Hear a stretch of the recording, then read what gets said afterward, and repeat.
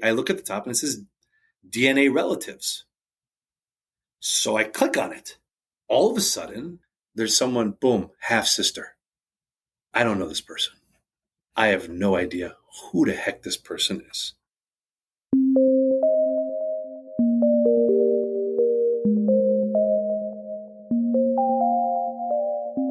Hello, you are listening to NPE Stories.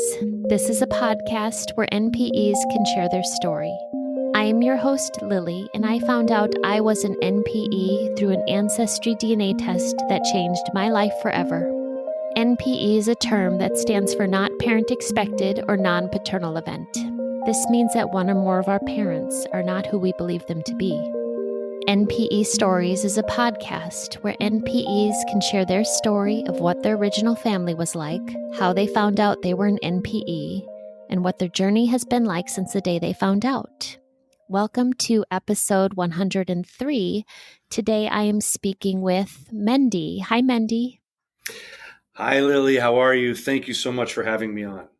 You know, we're friends. We're friendly in the NPE Yes, we community. Yes, and we are. So I know you, and I'm grateful you are on today, so I get to hear your full story. Do you remember our plan? Our plan to bombard our half siblings? I was telling my wife about it last night, and she thinks it's the funniest thing in the world that we came up with this. Yeah, but you know what? That also just talks to the connection that NPEs and MPEs have with each other. Automatically, we're connected, and it's just easier, and we get it. We just get it. And I want to thank you, by the way, and I know everyone thanks you. Every week, my wife and I listen to your podcast, and it has created multiple conversations for us. My wife has a different view of my situation, how I feel. She's extremely supportive, and a lot of it has come from your podcast. So, keep doing what you're doing. Yeah. It's amazing. I was shooting to be 100, but I'll take 103. Oh, that's great. Right. Oh, that's so great that your spouse is so right there with you. I mean, that means the world when you have the support of your spouse, and that she understands. I have the same situation where my husband will listen to the stories and be like, "Oh my gosh, these families, I can't believe what everyone's going through." I couldn't imagine. And I hear the stories, and my heart breaks for people who don't have a supportive spouse, or a spouse, or, it's later in life and they're not able to engage or try to engage with the families. It's so hard. And it means so much just having that person there to just talk to. Yep. But anyway. I should say briefly, just because I did mention it, I think our plan was loosely based around the fact that, I have some half siblings I have an entire family that does not acknowledge my existence. And I know where one lives in Chicago. And we were planning on going to a coffee shop in Chicago one afternoon, telling her I will be at this coffee shop on this corner. If you want to drive by and look at me and see what see how threatening or non-threatening I am, if you want to come talk to me, and then just kind of be there for like 6-8 hours and see if she shows up and actually wants to meet me. And then I think you were going to support me with that one day, and then we were going to do the same for your... Well, I mean, sitting for 6-8 hours in a coffee shop by yourself doesn't sound like fun. At least we'll be together and we can have, coffee. And as soon as one of them walks in, the other one can just be like, all right, good luck. Yep. They're here. And then have someone to vent with or celebrate with. It's that I think is also key, right? Is being there for each other in any way we can. In some cases, our spouses are there for us. In some cases, organizations throughout our community are there for us. And in some cases, podcasts are there for us. And these things are all tools in our toolbox to help us, repair and grow. Yeah. And thank you for you and I are on, I won't mention the advocacy group, but you and I are both doing service work in the NPE community. So thank you for what you do as well. It's honestly, when once it happens to one of us, it's so hard to, it's an elephant in the room, and everywhere you go, it's constantly there. And so we need to figure out ways. It's a new, I don't want to say phenomenon, but it's a new situation, right? It For a is. lot of, for the communities, and figuring out ways to deal and support with people. I think it's important because we're literally on the ground here Yep. in the front line working. So, and thank you for your Yeah. service and everything you do, as always. Yeah. So, Mendy, I need to hear the background story of you today, Yes. or whatever you're willing to share. So I'm here to record and listen, and we'll just let you take it from the beginning. Wonderful. Well, thank you. I was born back east in the New England area in 1981. Right. I was very lucky. I grew up in a nuclear family: father, mother, brother. Well, I didn't have a sister. I had a sister from previous things. I had a pretty privileged childhood. I did. I definitely did. We were members of a country club. I was, never had to worry about, when the next meal was coming. So, I'm acknowledged that I grew up in a very privileged situation. I grew up in a Jewish home. Mind you, it was culturally Jewish, meaning on the high holidays we would go to synagogue, but definitely there would be times on Yom Kippur where a bacon double cheeseburger would be eaten. And so it's not something that really ruled our life. But I did go to Hebrew school, and I grew up with a Jewish upbringing. My birth certificate father's family came from Eastern Europe, so a lot of them spoke Yiddish. A lot of them had lived through pogroms and anti-Semitism, which is one of the reasons that they separated from Judaism. We're always connected to it as an identity, but weren't openly out there.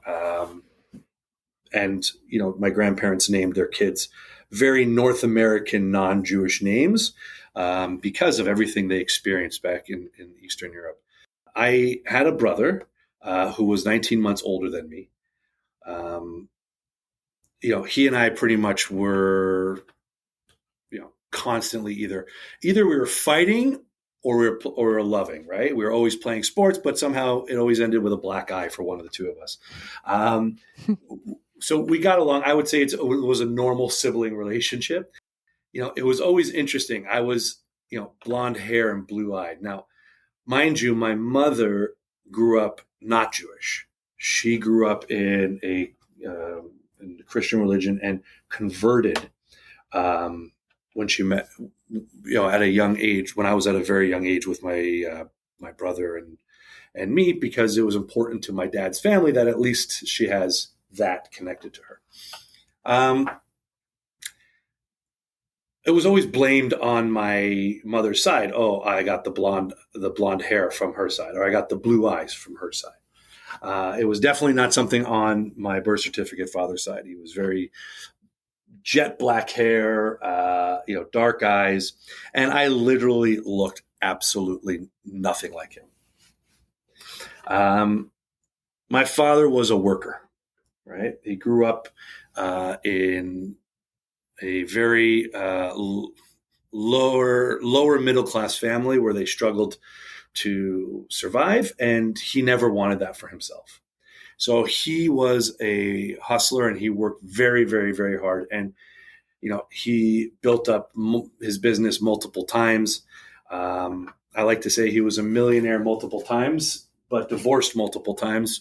So he became a millionaire and then would get divorced and lose half of it. So he had previously been married before meeting my mother. In his previous marriage, they had 3 children. All 3 were adopted because his previous wife wasn't able to conceive. It's quite an interesting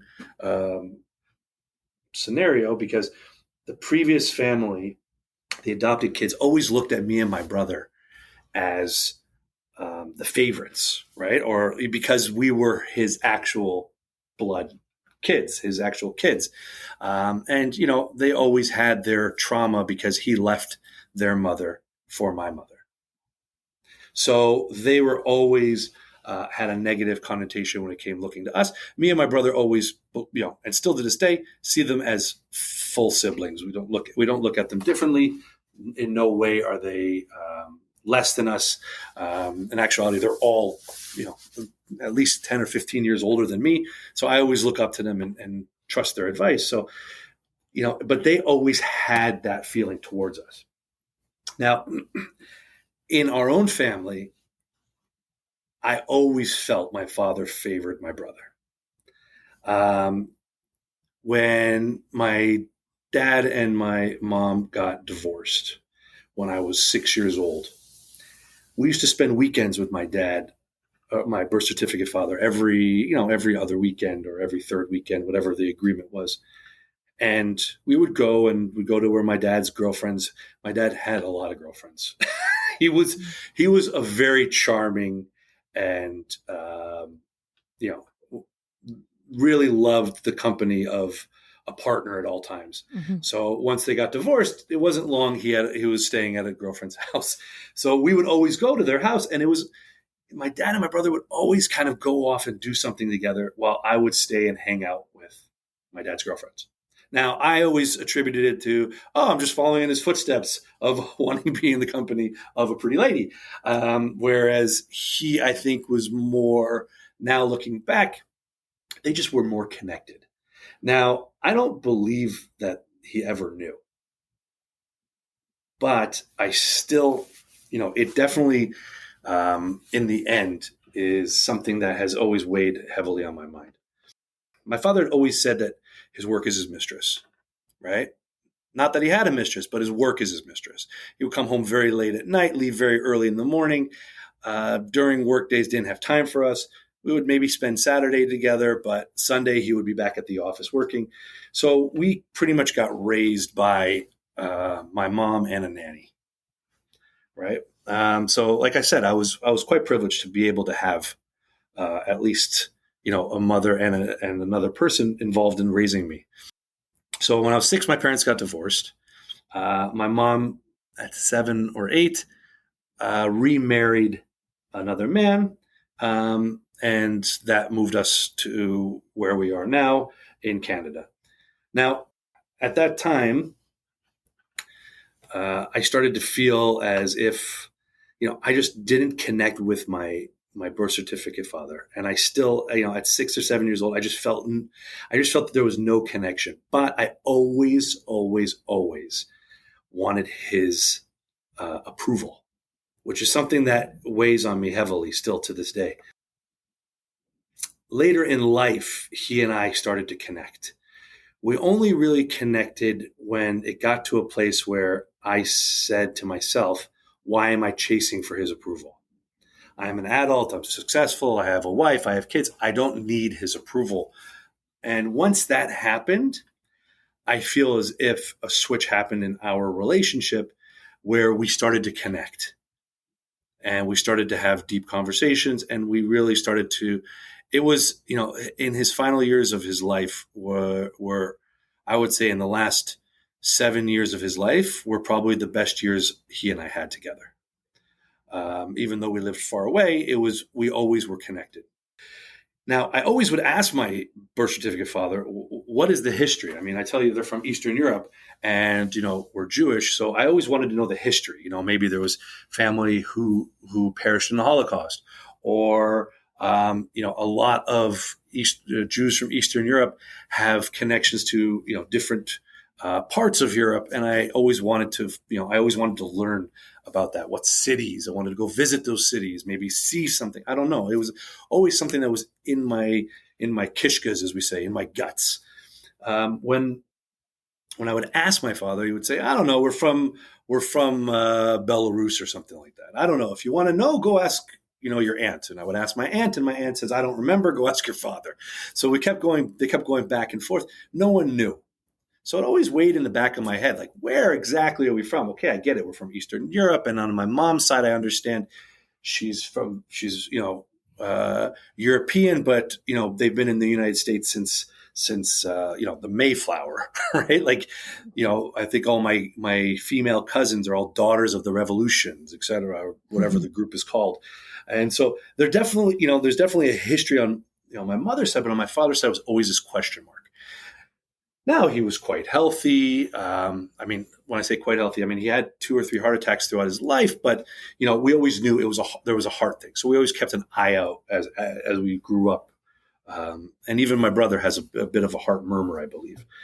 But this was always something that I always wanted to know. I'm going to fast forward a bit to COVID.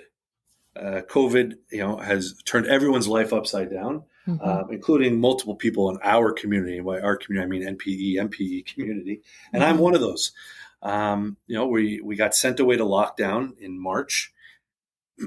I furloughed my job for 3 months, and I became a at-home teacher for my kids. Now, my wife is a teacher, a full-time teacher, so she was upstairs teaching on Zoom, which is extremely hard.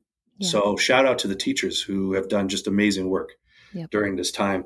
I've always considered them frontline workers. I know that they're not technically considered frontline workers, at least where I am. They're not considered frontline workers, but they definitely are in my books. Yeah. And after teaching my kids for a day at home, I have a newfound appreciation for them. I definitely I saw a meme or meme or whatever they call it. I saw one and it said that unfortunately today the teacher got fired for drinking on the job, and I'm that teacher. So it was definitely an experience. I feel bad for my children that they had to go through it. Mm-hmm. But we're all at home. Everyone's freaking out. No one knows what this virus is, what it's going to do, who it's going to attack, who's it's going to hurt, who it's not going to hurt, false information. But one thing that I did see was, things about pre-existing conditions, or if you have a certain susceptibility to something, you have a worse chance. I don't know. They came up with all these different assumptions of what it was. So I just said, you know what? Like, I asked my parents, on my mom's side, they're from the farm, so they're as thick and they're not having any problems health wise. On my dad's side, we never knew, right? We didn't know. So maybe there was a gene or something that makes us more susceptible. I don't know. So I went ahead and ordered the 23andMe with the health profile. Yep. Thinking that, it may give me some answer of that. And you know what? By the way, it'll also let me know like where in Europe they're from. And I told my mom about it, and she's like, I don't think it's a good idea. What difference does it make? Stop being ridiculous. You're not going to get COVID, etc. Anyway, I didn't take her advice, and I went ahead and did it. Spat in the tube. The only time I stepped foot inside anywhere during that lockdown was to send it back. And then I was one day with the kids downstairs teaching, and then I got the email, bing, 23andMe, your results are in. Now, my wife had said to me that, she wants me to wait for her because she wanted to do it together so she this is exciting to learn where you're from. It's an exciting part in your life. And so after, I said, you know what? Okay. So it came in and I ran upstairs, and I'm excited. I get very excited very easily. And so I literally burst into the room. I'm like, they're ready. It's ready. And she's literally, I all of a sudden look, and I'm in the background of her classroom, and all the kids are looking at me, and I'm like, all right, you're in class. And so she said, I'm just about finished. I'll be down in a minute. So I go downstairs, and, I'm just sitting and waiting. And my kids at this point in time, I've moved them over to iPads and TV, which I called recess. Recess / afternoon class / rest of the day. At this time, and then all of a sudden, about 5 minutes later, my wife came downstairs. And she's like, okay, let's go. Let's see. And I click it. So I click it. I go in, and I see, all the stuff that I expected from my mom's side. 15% French, 10% British, 5% Irish, pretty much everything I expected, right? I always had known they were very good at genealogy on that side of the family, right? They would, always had family trees, etc. So I always kind of knew that part. But what was really interesting was 55% Italian from Italy. And I was like, jeez, man, the hell is my dad has been running around telling everyone he's from Eastern Europe. The guy's from Italy. And so I was, I look at my wife. She's kind of got this, weird look on her face. And I'm still not registering that it's, what's going on. I look at the top and it says DNA relatives. So I click on it. And all of a sudden, I'm expecting to see some of my mom's side. And all of a sudden at the top, there's someone, boom, half sister. I don't know this person. I have no idea who the heck this person is. So all of a sudden, I'm like, this is weird. All right, something's wrong. As every person who took a 23andMe or an Ancestry or whatever and got the results they didn't expect, I assumed something was wrong with 23andMe. So I pick up the phone, I call my mom. I said, hey, remember I did that DNA test? I said, Dad's crazy. He's running around telling everyone he's from Eastern Europe. I said, the guy's from Italy. He's from Italy. Silence. Then I hear, I told you not to do that. I said to her, what do you mean you told me not to do it? Is there something you want to tell me? And boom. She didn't hold back. She told the truth. She had an affair when she was younger. They had recently, she felt that she was being ignored by my father. She had a young baby at home. It was a weak, in her eyes, in her words, it was a weak moment in in her life. Now, as with anyone else who has some sort of discovery, the shock it's so hard to describe. It's almost like a emptiness, but as also kind of like a weird numbness that comes over your body at that time. And so I said, okay, I got to call you back. I hang up. No, sorry. I said to her, well, who was it? And she told me the name. I said, well, is this person my father? She goes, no, 99% your father, your birth certificate father, is your father. 99%. It doesn't add up. The timing doesn't add up. So in a way, she kind of doubled down on the lie a bit. But I said, okay, I'm going to believe her for that second. I said, okay, I need to go. I hung up the phone. I go back to the DNA relative section and I see the last name of the half sister. And it's the last name of the person that my mother said. Mm. So right there, I knew my father, who I grew up with, who I always was striving to have his attention, always wanting his approval, who shaped a lot of who I am with his work ethic, etc., is not my father. And I have a half sister out there, and I have possibly a father out there, and I'm Italian now. Like literally, like I said, I grew up Jewish, right? As I grew up, and in my 20s, I actually went into yeshiva to become a rabbi, and I didn't finish, but I was extremely deep in the religion and in our culture. To this day, I'm still deep in it. Yes. But, to find out that you don't have a single genetic connection to Judaism, to Ashkenazi Judaism, to Eastern Europe, to, all those things that have always been so dear and close to our community. It was shocking. Now, I'm not someone who sits and waits. I have very little patience for things. So, I start obviously doing a bit of a Google search. As I'm doing it, I get a message through 23andMe. This is all within, minutes of opening the email. I get a message on 23andMe from a first cousin. Let's call her Linda. Okay. So I get a message from Linda. Hey, it shows me as your first cousin. Who are you? I look at my wife. My wife looks at me. And I said to her, I'm going to respond. So I respond saying, up until about 20 minutes ago, I thought I knew. And this is a big shock to me. I really do not know what to make of this information that I've just opened in my email.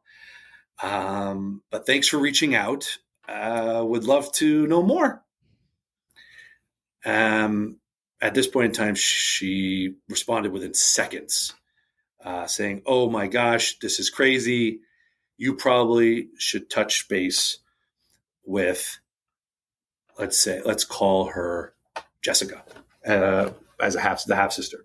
I'm using different names just because I want to protect or save any heartache for anybody down the. I don't know what will end up happening, so I just want to save it. Yeah. She's like, so you should probably reach out to Jessica because it's showing you as her half brother. And I said, well, do you know Jessica? Have you told her yet? And she responded saying, no, I haven't told her. We haven't spoken in a while. So I look at my wife and I'm like, what do I do? And she's like, just take a minute, breathe. And 5 minutes later, so I'm taking a minute, I'm breathing, I sit with the kids, I'm trying to play on the iPad, but my mind is totally in this. And all of a sudden I get a ding on my phone. I'm like, oh, what now? Right? Thinking, it's work or someone, one of my customers I'm working with. And it's boom. Jessica wants to connect through 23andMe. Message that this person asked to connect. So, I think 23andMe definitely sent out that email at the exact time to all of us. Wow. Or the timing just lined up, but everything kind of just came to a head right there. Now, my wife said to me, she goes, maybe just shelve this for a month or two, let it sink in. I'm not that guy. As I said, I literally, at that time, I imagine I'm at a platform and the train is starting to move and my identity is on that train and I don't want it to leave because I don't know when it will come again. So I go and I jump on the train. Right. So that's the way that's the analogy I looked at and I used when, justifying what I did when I did. And I literally responded right away. I copied and pasted the message I sent to Linda. I copied and pasted it. I edited it a little bit and I sent it. I approved the connection and I sent it to Jessica. Pretty much saying, I thought I knew who I was. This is a shock to me. And then silence for about 2 hours. Now, silence for 2 hours for some people sounds like an amazing opportunity to have self-reflection, to breathe, to meditate. For someone, an NPE or MPE who just finds out this sort of information, 2 hours is literally like swallowing razor blades. It is so hard to sit there. And especially someone like me, I can't sit still. So I went outside. I tried to play hockey with the kids. My son, I was the goalie, would shoot it. I wouldn't move. He would say, stop it. Stop the ball. I'm like, what? Oh, yeah. Like I was in a different world. Right. And then ding. Message from Jessica. Oh my gosh, this is crazy. Are you comfortable to have a call? And I got excited because, wow, not only this person wanted to connect, when I sent a message, they now said they want to talk on the phone. Great. Like, this is exciting.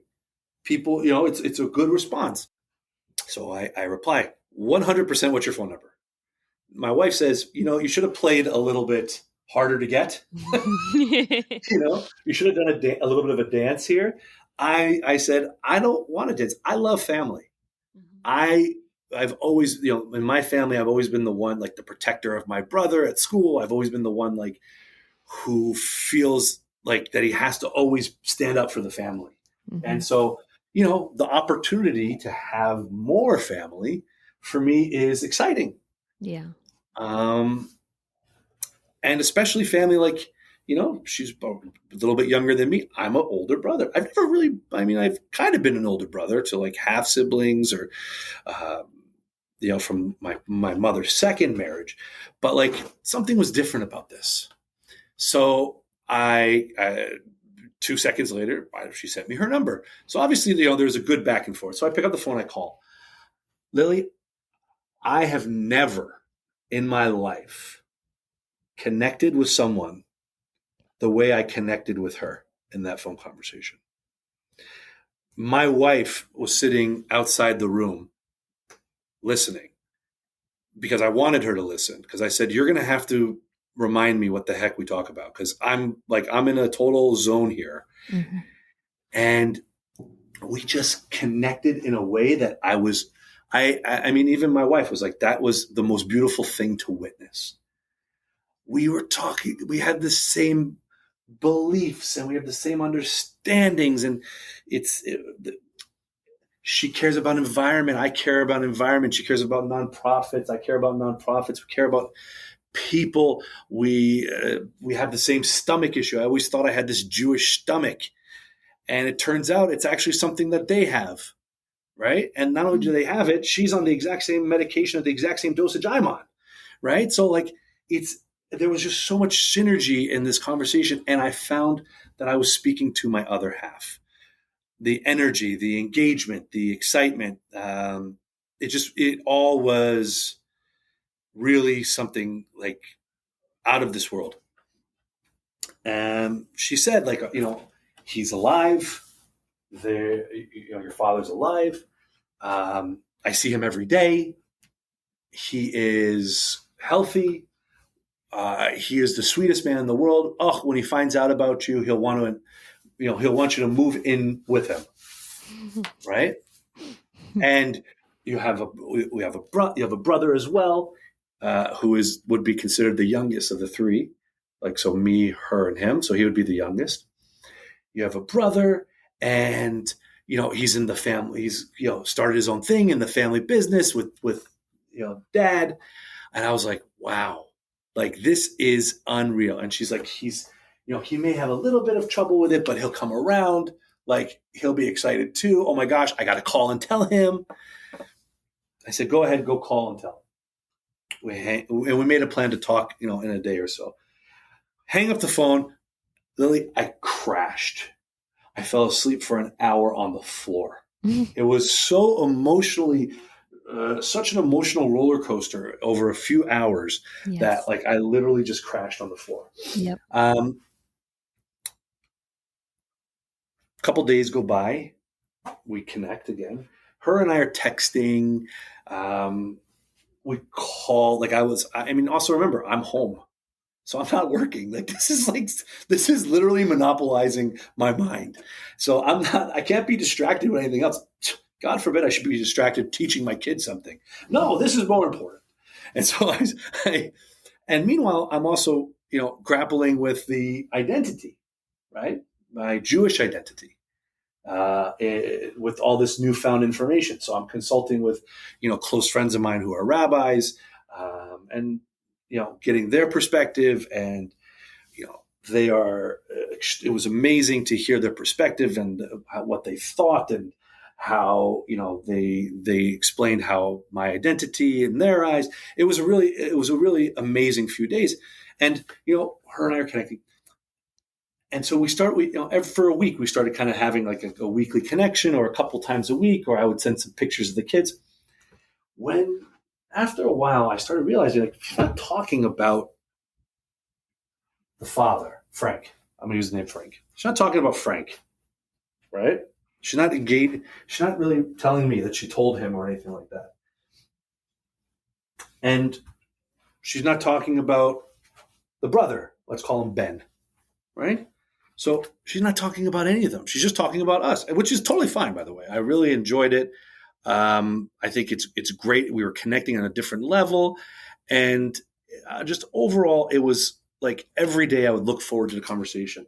My wife says it's like the two of you are teenagers in love. The amount that you guys want to talk and connect and text with each other and send pictures, etc. But I started realizing, like, I'm just not really telling me anything about, like, how the conversation went with Frank. What was Ben's reaction? Ben is engaged. What does his fiance think? Like, Yeah. are you telling people? And so, being in the dark here, I started kind of asking those questions, saying, "Hey, have you told him?" No, or I haven't told him yet. What does Ben think? He's having a little bit of a hard time with it, right? She was really doing her best to shield me from, I believe, the rejection of them. After about a month or two, I just wasn't. I wasn't really getting answers. So I said, you know what? I went onto the NPE Facebook groups and I asked for advice. And everyone on there was saying, it's great that you're talking with your sister, but the same thing, like, she may just be totally blocking and protecting. You need to engage the father, right? He's your father. You need to engage him. Yeah. So I said, you know what? You're right. And I know that the father and brother work together. So I said, I'm going to write a very nice letter introducing myself, right? Put some pictures of me as a baby, high school, etc. Right? And send it. Now, during this time, I also found out from Jessica that, remember that cousin? Mm-hmm. Well, the cousin's father, so my uncle, yeah, and my father, Frank, they don't speak to each other. They haven't for almost 20 years. Supposedly there was a lawsuit, big fight in the family, right?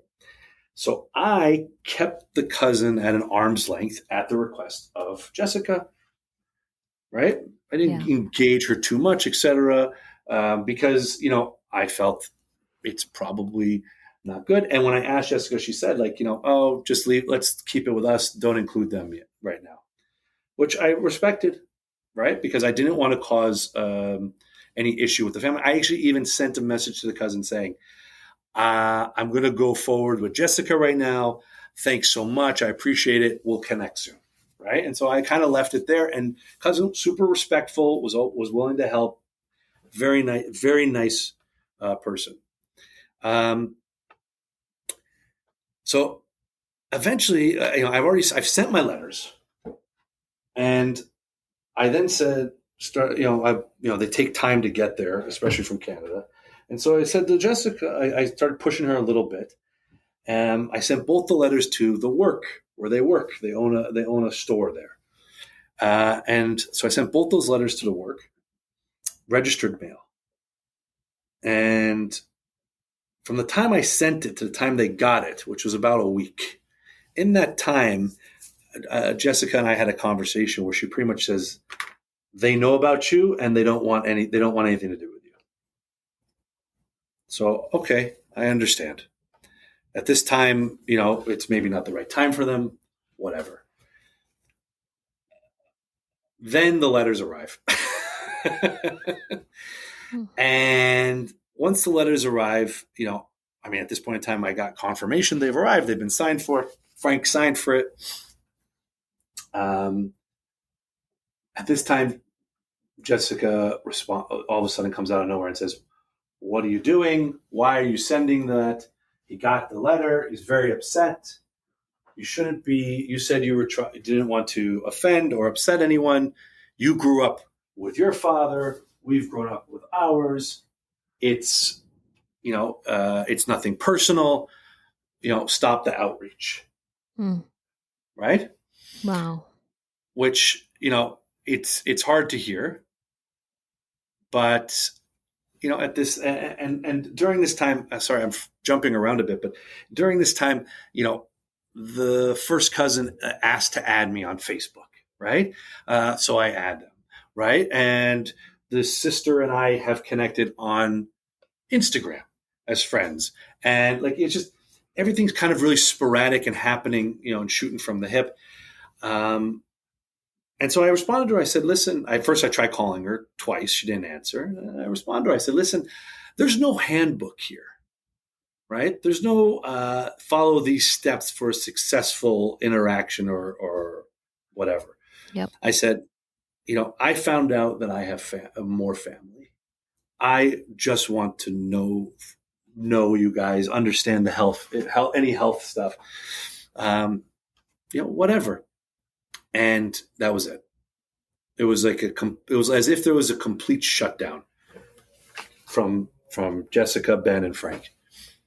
First of all, Ben has never, to this day, and now we're almost a year and a half into it, Ben has never acknowledged my existence. What I mean by that is, I think one time I tried to add him as a friend on Facebook and ignored it. I sent a message one time to him on Facebook when I tried to add him, just introducing myself. Frank, on his birthday, I call and I leave a message. Do I have the right number? I don't know. No idea. Right? It's a machine answering machine. So I don't know if he gets it or not, but I do it mostly for myself as well. Yeah. But the real loss for me here has been this sister. Yeah. That we had such a connection. Now, I know that she's also in a really tight position, right? She's in a very compromised position because,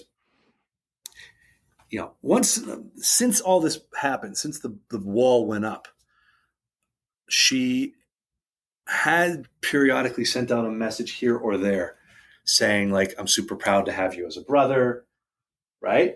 Yeah. It's great to know that there's an openness. It's not something that's very common in my family. Once I maybe once every 3 or 4 months, I might get a signal, right, that she wants to connect, right? At a certain point, I went through a stage where I'm like, you know what? I need to disconnect from them. And I sent her a message, pretty much saying I need to remove you from Instagram. I need to remove it because, it hurts me to see that I have a sister out there who I can't even engage with. I can't have a relationship with. And I'm watching, I see all these things through social media. It's, I need to kind of close that off because it was too hard for me at that time. And ever since then, I feel like she's, I haven't heard anything since. Right. So she's respected it in a way. Now, mind you, I've given in and sent messages since because, we are who we are. Yeah. But she has not responded. And the last thing she said to me is, in a message, I'm in a very conflicted position here. Right. So I believe that she really wants a relationship with me. Oh, yeah. But I also believe her father and her brother, which she works with somewhat, but is her only family there, have said, no, this is not going to happen. Now, after getting the response from her, where it's just been total blackout, and saying you had your family, we have ours. At this point in time, I said, you know what? I'm going to allow myself to have a relationship with my first cousin, right? And my uncle, if they want, and anyone else, any other cousins, Yep. right, that are interested in having a relationship with me. Because the truth of the matter is that the news is already out, right? Mm-hmm. The cat's out of the bag. And you could take my letters and put it in a drawer, but you can't take me and put it in a drawer. So I'm, and in my letter, I said, I will never, I'm writing this letter not to apologize for my existence, but to acknowledge and apologize that my existence causes you hurt, pain, or anxiety or stress. And, that makes me sad knowing that by just being born, it now 40 years later has caused these people to take such a position that, it's turning their their life or their family life upside down. I don't want that for anybody. And I feel bad that it happened for them. But at the same time, it's also happened to me. My brother, who I grew up with, who now is technically my half brother, without me knowing, 2 weeks after I did my 23andMe, calls me and says, "What did your DNA test say again? You said you were doing one. What did it say?" I said, "Oh, I don't know. I haven't looked at it yet." Because, I was not in a place where I was ready to, come out and explain what the heck's going on, because I still didn't even know what was going on. And he said, "Well, did it say 50% Ashkenazi Jew?" And I said, yeah. I'm sure it had something like that. I don't know. I have to go back and look at it. I'll let you know. And then he said to me, "Mendy, I don't know what it is, but I did a 23andMe as my wife and I both did it, and we got our results, and it shows you as my half brother. Is it you or is it me?" And my jaw hit the floor. I said, "It's me. I just found out, and I have no idea what the heck I'm going to do is going on." He said to me, "I don't care what it says. You're still my brother."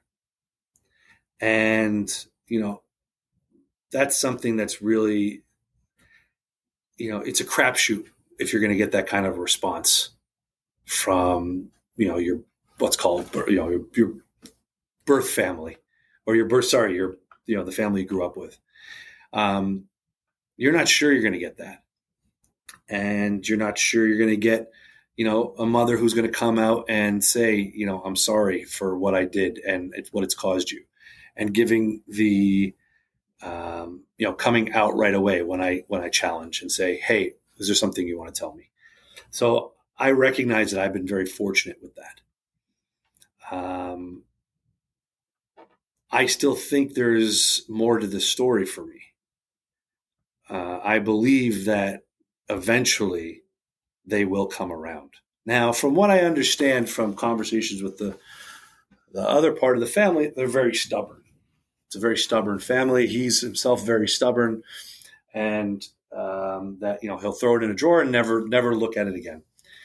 Now, I can understand how maybe that he would do that with a brother that he's having a financial argument with, or a friend that they grew up with that wronged him or he wronged.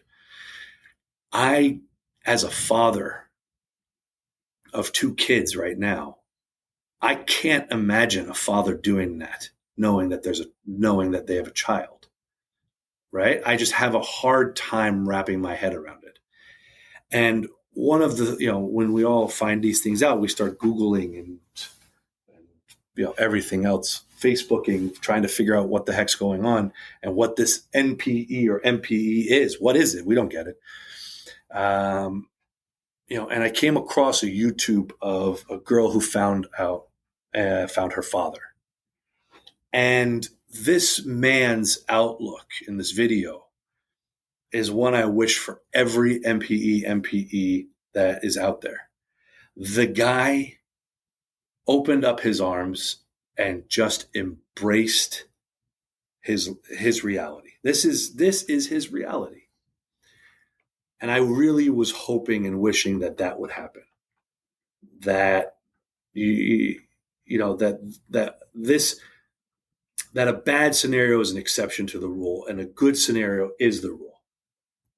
That these people who find out that they, something they did 40 years ago, which could have been a wrong scenario, an affair, could have been a one-night stand, whatever, could have been a lot of worse things. But that they acknowledge and recognize what has come from it. Because what has come from it are human beings with feelings, with emotions, with outlooks, with traits that are similar to yours. And being open to that and engaging that, I think, is like something that every single one of these people should at least consider.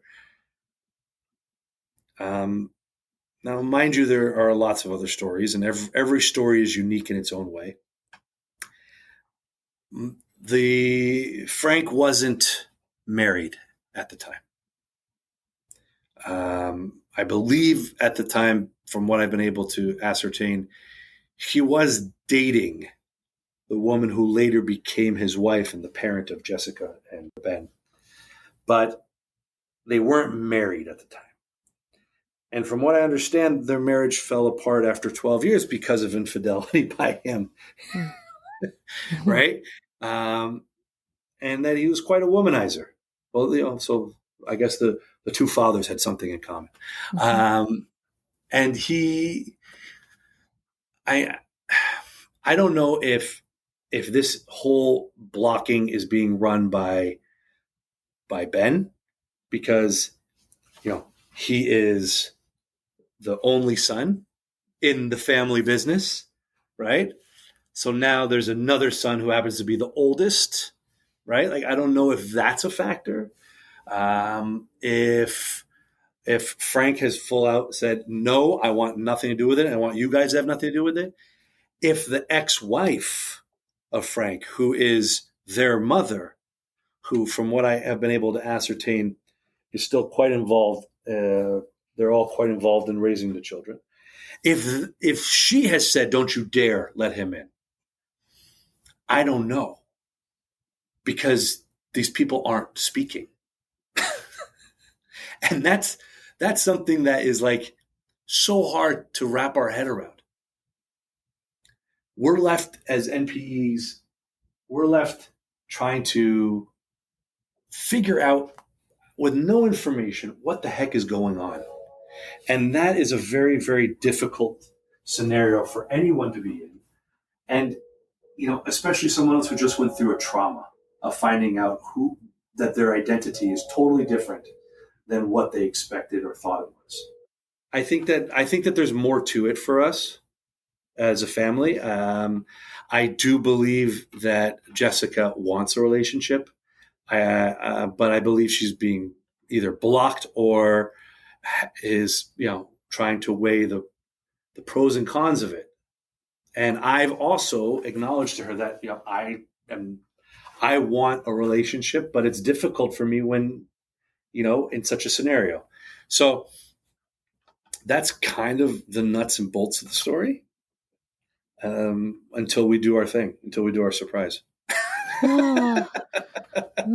Mendy, I had no idea you had lost your great connection with your half sister. I'm terribly sorry. I mean, I'd known that you had rejection from your half brother and biological father, but I'm sorry I didn't realize you had briefly had this beautiful relationship and then nothing right now. And on top of it, so there's that loss, right? And 3 months after finding out about the DNA, my birth certificate father passed away. So on top of the rejection from Frank and Ben and Jessica, I was going through the loss of my father, and now it's been about a year since he's passed. But pretty much as soon as he passed, it became a complete separation. I think that they thought that once he was gone, my father, that I would really make a big outreach. And the truth is that I might have, but I literally was going through multiple steps of mourning. Wow. Right. So it's been a very difficult COVID for a lot of people. Mine just has a different and unique dynamic to it. But in the end, I'm still grateful. If that tube was in front of me right now, I would spin it again. Yep. Because this is who I am, and I will embrace it. And I really hope that they will embrace it too, because we have short lives, and COVID has proven to a lot of us that in some cases it's shorter than we expect. And we have to live our life to the fullest as soon as possible and every day. And to love and to be loved and to be around those who want to be around us and engage them and have conversation. I mean, I think we've all missed out on that on a personal in-person level. And now it sucks to lose it on a virtual level during this time. But I think that there's a lot here, that a lot of lessons for us. And I just know that this is my journey and I'm still on it. I'm engaging it. I love it because I'm also learning more about Italian culture and geography of Italy. And, my family this weekend, we went to a famous Italian cafe in the city I live in. And, it was just for us something really special. And for us, I mean, my wife and I, the kids don't know the story. They're still too young. And I don't know if they will until they're old enough to really comprehend it. Because I've also been very mindful of the fact that, I do love my mother. I forgive her. She was young and stupid. We've all been young and stupid. I wouldn't be surprised, Lily, if I get a phone call in the next 10 years from some kid who in the city I went to college, right? Because, this is life. And, we can fight it or we can embrace it. And I just find that embracing it, we're going to enjoy it more. That's all. And so I really hope that my biological family, does come around to this understanding in time. But until they do, I'm with my family, my kids, my wife, my support. Yep. And, we're creating our memories. And I really wish that they would be part of those memories. But I also, you can't force someone to want to have a relationship. Right. Mendy, if people would like to get in touch with you, could they do that? Yeah, of course. They can email me at mrjewtalian@gmail.com. So it's MRJEWTALIAN @gmail.com. I love that. I told you, I'm embracing it. I'm embracing it. The amount of people, by the way, growing up, everyone would say to me, "Are you sure you're Jewish? You look Italian." And I would say to them, "Well, what does either look like?" Right? Yeah. And now I actually, told this story to one of my very, very close friends the other day. And he says, Mike, that explains so much about, because I guess I speak a lot with my hands and I'm very loud and I'm very, so I have a lot of those stereotypical, but it could go both ways because both cultures are quite close and similar. So it's really, I feel like I've gotten the best of both. Oh, yeah. Yeah, you have. Thank you. Thank you for taking time out today for sharing this with me. I can't wait to edit this and put this one and publish this one. I really enjoyed this. So thank you very much. These stories are here for us to identify with. If you are an NPE and would like to share your story, email npestories@gmail.com. You do not have to give any identifying information.